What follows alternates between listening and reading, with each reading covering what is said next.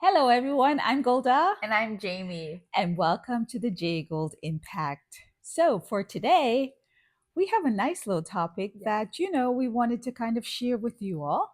And it's three books. We're picking three. There's a ton of books that we could have chose, but we're narrowing it down to just three.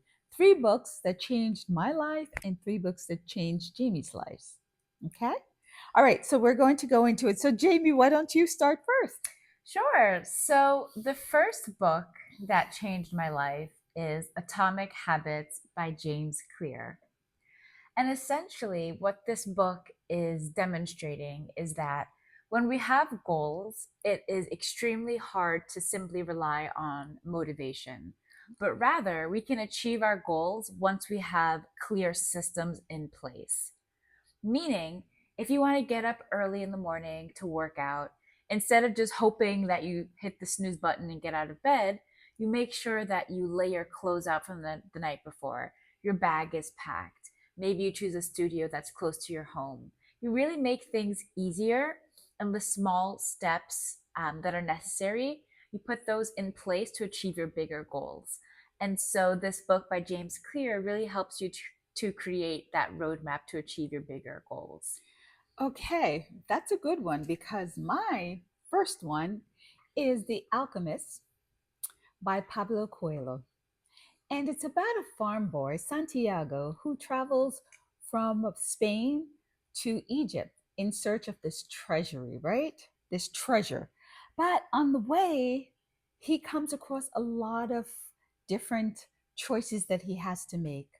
So he has to learn how to make good decisions, learn what's good for him and what's not good for him.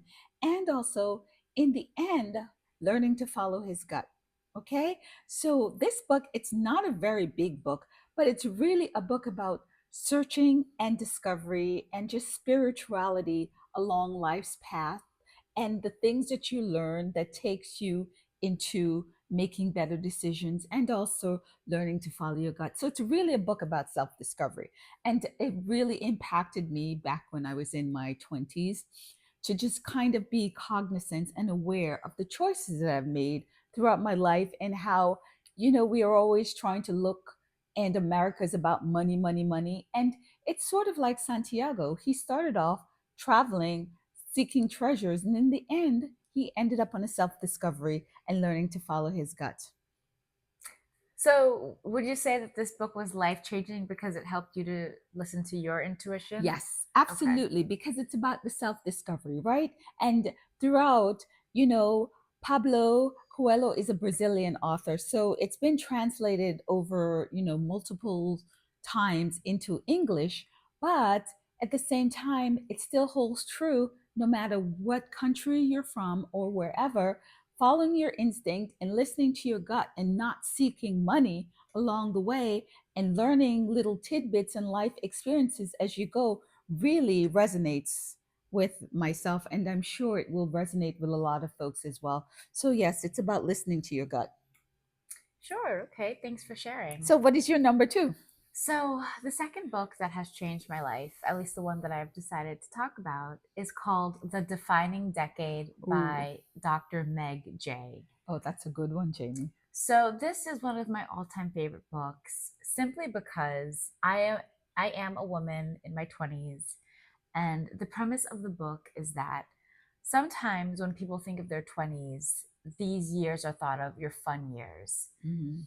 However, Dr. J in her book really shows that most of the decisions that we make really happen at the end of our 20s and early 30s. And Wow. so it's so important that you slowly start to make choices that can Mhm. help to create the life that you want. So, for example, when I read this book, I decided to get my driver's license Mhm. because I didn't really have plans on that. However, in Meg Jay's book, the way that it's framed is through conversations through her therapy. And so there was a story in the book of one of her patients who needed to get to a job, but because she didn't have her driver's license, she couldn't go to the interview. Therefore, she was Wow. unable to move forward in that way. Okay. Now, my perspective is I really need my driver's license because they're not catching me like that. I don't blame you. If Yes, I have an yes. opportunity to have a job interview, I want to make sure that I'm fully prepared. Yes. That said, things can come up in life, and if you don't have your driver's license, it might be harder to achieve certain goals. And I say that just because that's really the premise of the book, setting yourself up to be ready for any opportunities that can come up later on. Okay, I like that. And segue for me into book number two. And you guys, everyone knows her, but she to me is OG. Susie Orman, Nine Steps to Financial Freedom. When I tell you, Susie in this book laid it out for every woman, every man as well, but geared towards women in terms of financial freedom. I first came across this book back in my like mid 20s. And when I say to you, I've opened a Roth account because of Susie Orman. I've opened an IRA because of Susie Orman. I had a will created because of Susie Orman. I had all these things and buffer. And she always says, first people, then things, then money. Meaning that, money is not the end result.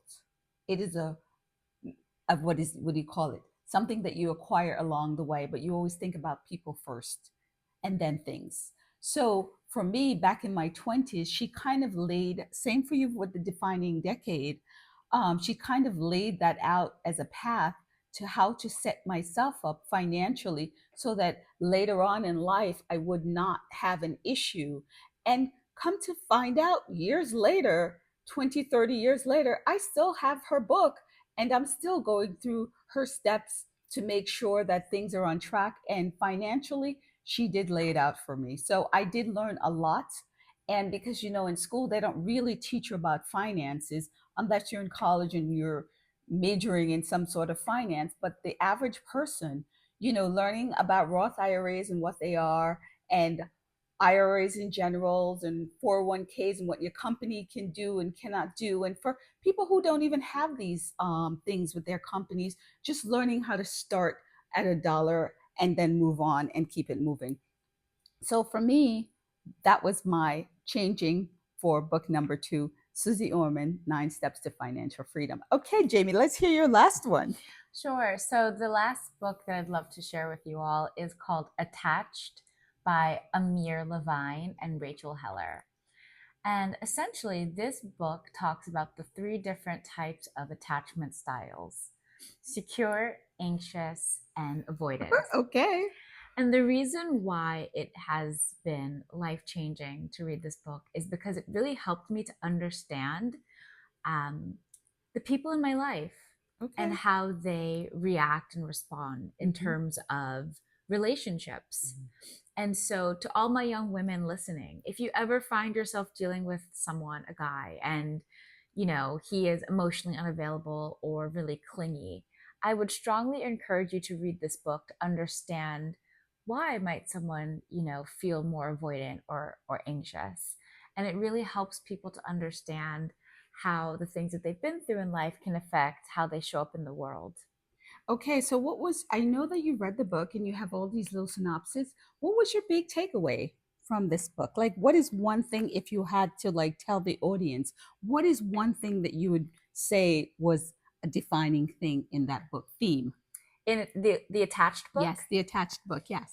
Oh, okay. I would say instead of labeling someone as clingy, Mhm. pause to really try to understand their point of view and maybe to consider the things that they have gone through that enabled them to be more anxious, Okay. anxiously attached. Okay, so that's your book number three. Yes.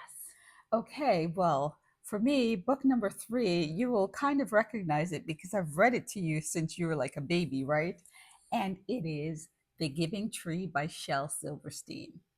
Now, no, I'm not being sponsored for this. I've had this book for past, I think, like 20 something years, and it's that good, and I'm not giving it away. Okay, I have kept it. If Jamie wants it, she can have it, but she's the only one. Now, basically, the reason why I chose this book is because we did an episode some time ago on Are You a Giver or a Taker? And we're both givers, right?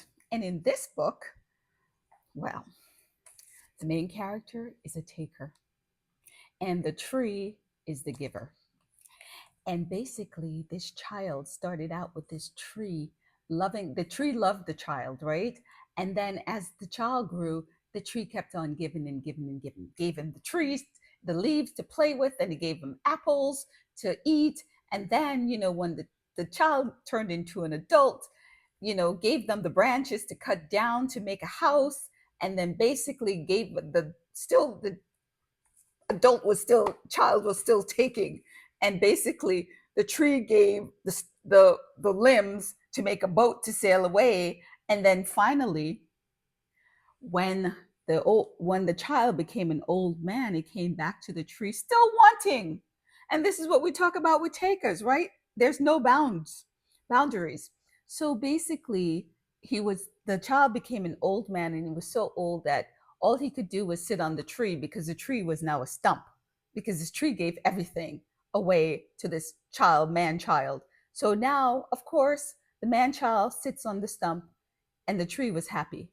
So I say that because it's a sad book, but it's also a book about learning when enough is enough. And clearly, the tree gave all of it. And when you give all, people will take. There's no limit, right? So I love this book because it's an example of when enough is enough and the consequences of when you give too much. So that is my number 3 book. Thanks for sharing. Yes, yes. So Shel Silverstein, shout out to you. Great book, and it's still giving. So, that said, we want to know. Please leave us a comment. What are some of your books that have changed your life? Yes, and I know in this day of electronics and everyone's online and things of such, there's still readers out there, and there's still people who love very good books to read. So, like Jamie says, drop us what is it? A comment. A comment, and hit the notification button so that you can get our next update or our next episode, and give us a like. And please subscribe. Yes, yes. And like we said, we would love to hear what are your favorite books. Okay? So until next time, thank you. Bye. Bye.